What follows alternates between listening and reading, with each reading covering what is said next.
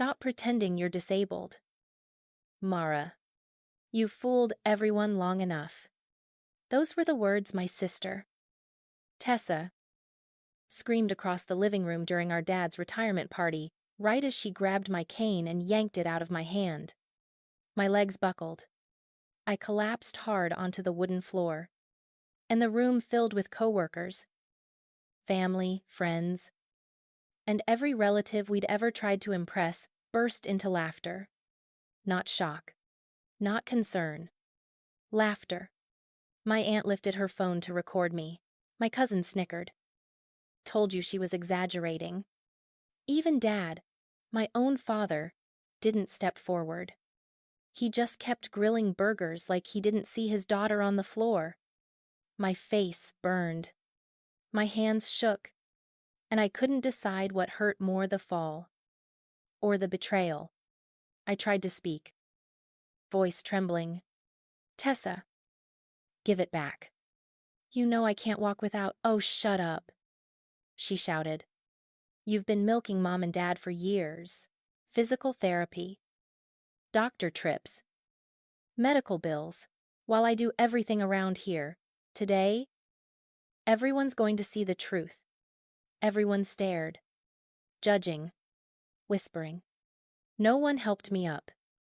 But the part that shocked me most wasn't their cruelty. It was the calm man standing at the back of the room, someone who had watched the whole thing. Someone they had all forgotten was there. Someone who knew the truth better than anyone, and the 6 words he spoke next would flip the entire room upside down. Before I continue, thank you for being here with me through the hardest moment of my life. If you've ever been doubted, dismissed, or humiliated by people who should have protected you, your support through a like, a comment, a share, or even a gentle subscribe truly means more than I can express. Because what happened next, it changed everything. People always assumed Tessa and I were close because we grew up in the same house, wore matching Christmas pajamas, and took smiling photos for Mom's yearly cards. But the truth was simpler. Colder Tessa was the favorite, and I was the convenient afterthought. If Tessa forgot homework, Mom drove to school. If I forgot homework, Mom said, "Be responsible, like your sister." If Tessa yelled, she was expressive. If I cried, I was dramatic. If Tessa broke something, Dad fixed it. If I broke something, Dad told me to stop being clumsy. So, when the accident happened sophomore year, the one that shattered my knee and left permanent nerve damage, I naively believed my family would finally step up. They didn't. The day I came home from the hospital, still groggy from pain medication, Tessa said loud enough for everyone to hear, "How long is she going to milk this?" Mom didn't correct her. Dad didn't defend me. They just let it happen. Physical therapy was expensive, slow, humiliating. I worked hard, pushed through the agony. But the cane became part of my life, an extension of balance I couldn't function without. But to Tessa, it became a weapon. Whenever relatives asked about my injury, she'd jump in before I could speak. "Oh, she exaggerates. If she stopped being lazy, she wouldn't need that thing." Whenever I limped, she'd whisper, "People are staring. Try harder." Whenever doctors confirmed the nerve damage was permanent, she'd roll her eyes as if they were lying too. The worst part wasn't her cruelty. It was that my parents believed her. Or worse, they preferred her version. Because her version didn't require them to deal with the inconvenience of a disabled daughter. Meanwhile, Tessa basked in praise. She's the strong one. She sacrifices so much. She keeps this family together. But the truth behind that image, she never helped me once. Not to appointments. Not with mobility. Not emotionally. Not financially. She helped herself to attention, sympathy, and the spotlight. So when she ripped away my cane during Dad's retirement party, in front of dozens of people, calling me a liar, it wasn't the first time she attacked my disability. It was simply the first time she made sure the entire world watched. And my parents. They were so used to choosing Tessa that they didn't even flinch when I hit the floor. But the man standing at the back of the room, the one no one paid attention to, that was different. Because he knew my medical history better than my own parents. He knew the surgeries. He knew the scans. He knew the truth Tessa had spent years burying. And when he stepped forward, everything shifted. As I struggled to push myself upright without the cane, Tessa planted a foot beside me like she was stepping on a problem instead of a person. "See," she said loudly, "she's perfectly capable. She just wants attention." People nodded. People whispered. People judged. My mother's face pinched with theatrical disappointment. "Mara, sweetheart, your sister is only trying to help you grow up." Grow up. Funny word choice for a moment where I could barely stand. Dad finally turned from the grill. But instead of asking if I was hurt, he sighed. "Tessa, give her the cane back so we can get on with the party." Get on with the party, as if my humiliation was an inconvenience delaying the cake. Tessa twirled the cane in her hand like a prop. "I will, when she admits she's exaggerating." I clenched my jaw. "Tessa, stop. Make me." The room buzzed, phones recording. People whispering how embarrassing I was. One of Dad's coworkers muttered, "If she can kneel to grab the floor like that, she doesn't need support." The heat in my chest spread like wildfire anger. Shame. Exhaustion. And then it happened. A voice from the back said, calm and cutting, "No. She absolutely needs it." The room turned. Dr. Adrian Walsh, my physical therapist of 2 years, stepped forward. Broad-shouldered. Professional. Not smiling. No one realized he had come to drop off Dad's signed paperwork from the clinic. No one even noticed him until now. Tessa let out a laugh. "Oh, please. You're her doctor. She probably fakes symptoms for you too." Adrian didn't look at her. He knelt beside me, not dramatically. Not pitying, just steadying my arm so I could shift my weight. Then he stood and addressed the room. "Mara Ellington has permanent nerve damage in her right leg. Documented. Verified. Irreversible. She cannot stand without support for more than 8 seconds. She cannot walk safely without a cane." A thick silence fell. He continued, voice firm. "And I have personally watched her work harder than any patient I've ever treated. She is not faking. She is not exaggerating. She is not seeking attention. She is surviving." Tessa's face drained of color. Mom stammered, "Why should we believe you?" Adrian lifted the folder he'd brought with him. "Because this is her medical file. Your signature is on every page. You approved every treatment." Dad blinked. I didn't read all that." "That," Adrian said coldly, "is not her fault." People shifted uncomfortably. Some lowered their phones, for the first time all night. No one was laughing. Adrian turned to Tessa. "Give her the cane." She hesitated. "Now," he said. Tessa's fingers trembled as she handed it over. And as I stood slow, painful, intentional, the room saw it clearly. I wasn't weak. They were wrong. All of them. For a full 10 seconds. No one spoke. The air felt heavy, thick with the kind of silence that follows exposure. Ugly. Undeniable exposure. Mom finally cleared her throat. "Well, maybe the doctors exaggerated. Or maybe Mara didn't tell us everything. Adrian turned sharply. She told you everything. You chose not to listen. Dad raised both hands like he could reset the entire disaster with one gesture. Okay.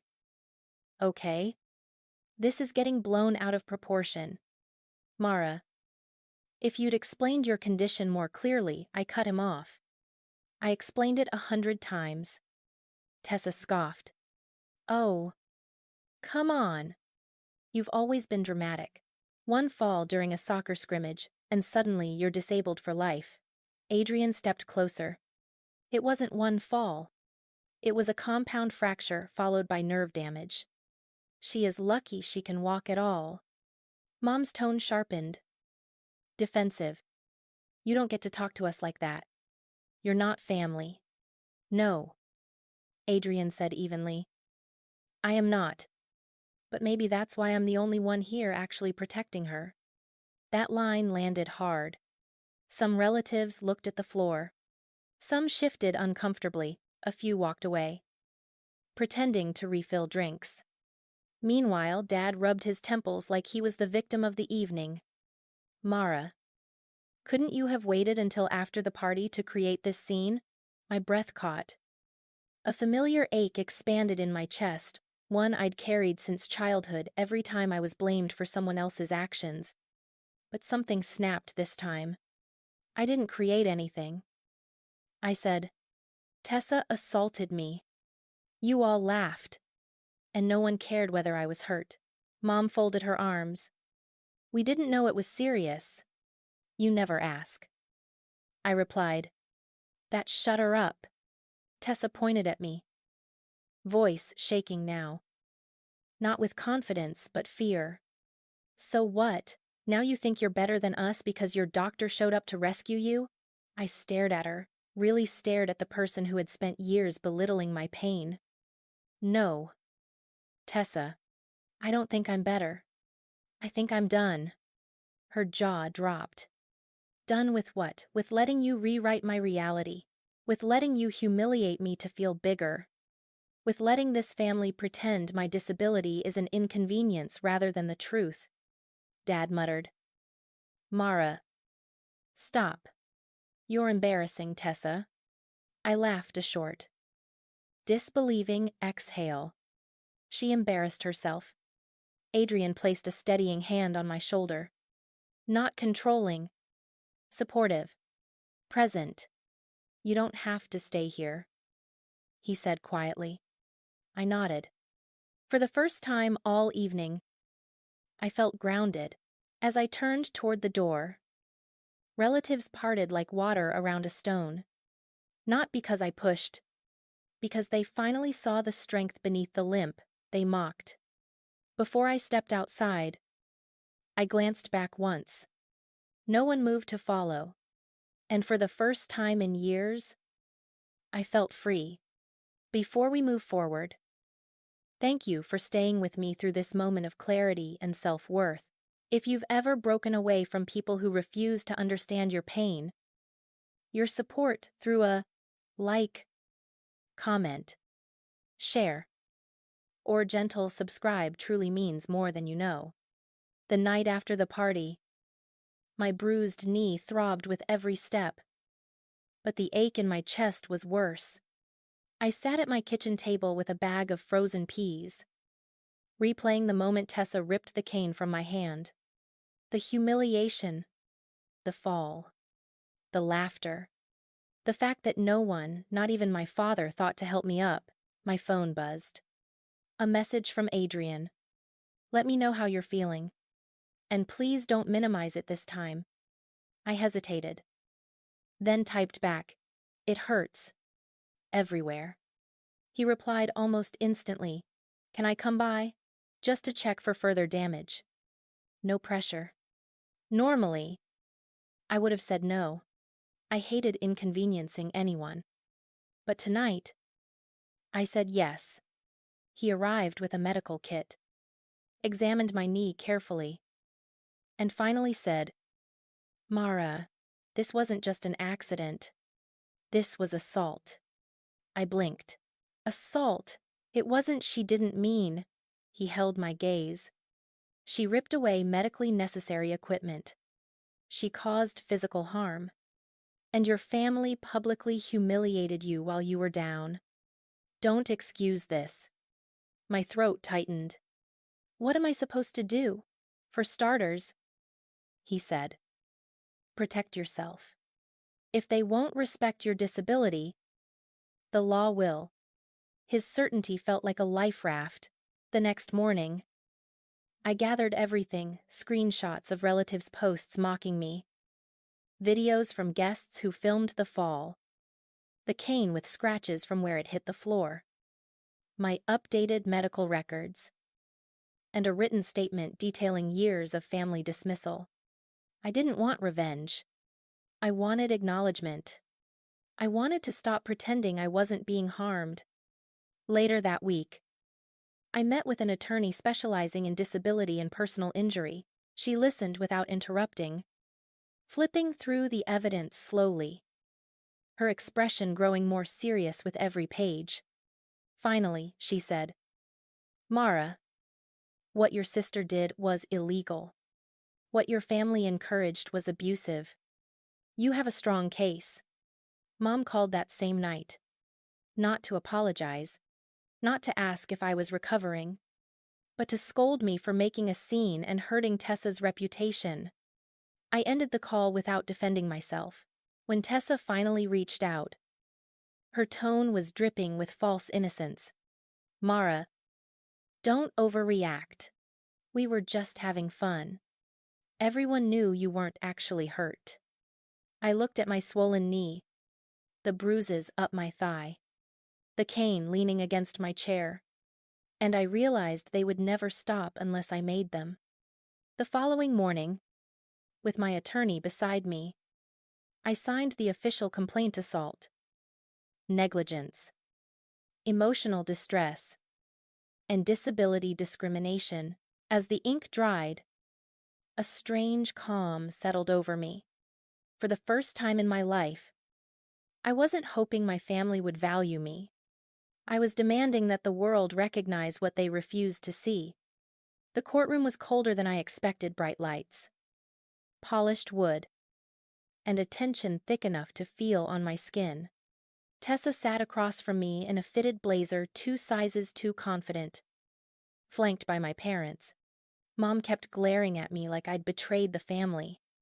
Dad refused to look at me at all. Their attorney started strong. Your Honor, this is a misunderstanding between siblings. A playful moment taken out of context. Playful. I closed my eyes for a second. My attorney stood. Let's allow the video to speak for itself. The moment the footage played, the room shifted.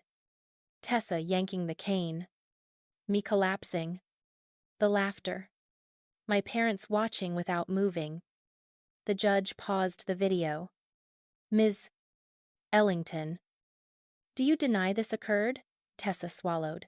It didn't look like that in person. She always exaggerates. Adrian stepped forward. Your Honor. May I speak? He introduced himself. His credentials, his position, his years treating me. Mara's condition is permanent. Removing her cane is equivalent to pulling a wheelchair out from under someone. It is dangerous, reckless, and absolutely not playful. My mother jumped in. But Mara walks around the house all the time, I spoke calmly. Because there are walls to hold on to. And, even then, I fall. Tessa scoffed. She's always making herself the victim. My attorney didn't miss a beat. Your Honor. May we submit the medical file, signed by Mrs. Ellington, confirming her daughter's disability diagnosis, along with the statement from the physical therapist and the documentation of prior falls. The judge flipped through the papers. Her expression hardened. Then she looked at Tessa. Ms. Ellington, your behavior constitutes negligence, assault, and a willful disregard for a documented medical disability. This is not sibling teasing. This is endangerment. Mom gasped. Dad finally looked up. Pale. Tessa stammered. I didn't mean to hurt her. Intent didn't matter anymore. The truth was on record. The judge continued. Given the evidence, the court rules in favor of the plaintiff. Mara Ellington. Damages will be awarded. A protective order is recommended. And Ms. Tessa Ellington is prohibited from interfering with any assistive devices moving forward. The gavel struck. My parents looked shattered. Tessa looked like someone had pulled the floor out from under her. I stood, not with spite, not with triumph, but with clarity.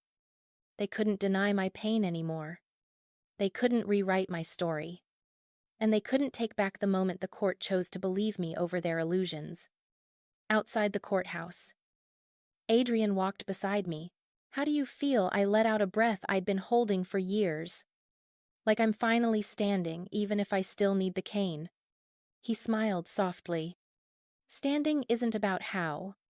It's about who. Before I close this chapter, thank you for walking through it with me. If Mara's journey reminds you of your own battles to be heard, your support through a like, a comment, a share, or even a gentle subscribe truly means more than I can say. Winning in court didn't magically fix everything, but it changed the air around me. For the first time in years, I slept without replaying arguments in my head. I woke without bracing for the next comment, the next accusation, the next dismissal. My life got quieter, softer, mine. Word spread fast in our town. Tessa wasn't the selfless older sister anymore. She was the woman who tore a cane from a disabled sibling and laughed. Her friends distanced themselves. Coworkers stopped indulging her theatrics. Even at grocery stores, people whispered. My parents didn't handle it well. Dad got defensive, insisting the court overreacted. Mom tried pretending nothing happened, but the community saw the video. They saw everything. Meanwhile, Adrian helped me transition to a better mobility plan, and my confidence grew. I joined a support group. I started physical therapy again, this time by choice, not guilt. I even took on part-time remote work that fit my limitations instead of pushing through pain to please others. Life began to expand. 3 months after the ruling, there was a knock at my door. When I looked through the peephole, my stomach tightened. My parents stood there. Tessa was behind them, holding her elbow, eyes red. I opened the door halfway. Mom spoke first. Mara, we want to apologize. But it didn't sound like an apology. It sounded like a performance carefully rehearsed, with the same tone she used when pretending things were fine for holiday photos. Dad cleared his throat. Your sister has suffered enough. The court, well, it embarrassed us. Maybe we all said things we didn't mean. Tessa stepped forward. Mara, can't we just put this behind us? You know, I didn't actually want to hurt you. I looked at her. Really looked at the woman who mocked every stumble, rolled her eyes at every medical appointment, and tore away the device that kept me on my feet. No, I said gently. I don't know that. She blinked. I continued. You never apologized for the years before the party. You never asked how much it hurt. Not once. You want forgiveness without accountability. Mom's face tightened. So you're shutting us out, I shook my head. I'm not shutting you out. I'm stepping away. That's different. Dad exhaled sharply. You're choosing strangers over your own family. Family, I said, is about safety, support, respect. You haven't offered me any of those in a long time. The words hung there quiet. Steady. Final. Tessa whispered. So this is it, you're done with us. I adjusted my cane, feeling its weight, its steadiness. I'm done being hurt by you. That's all. I wished them well. I meant it. But I did not invite them in. I closed the door softly, not angrily. For the first time in my life, the silence on the other side didn't feel like abandonment. It felt like peace. The kind of peace you earn, the kind of peace you choose, the kind of peace that comes when you finally recognize your own worth. And I walked back into the living room, slow, steady, unbroken, knowing that everything ahead of me belonged to me, not to the people who tried to define my limits.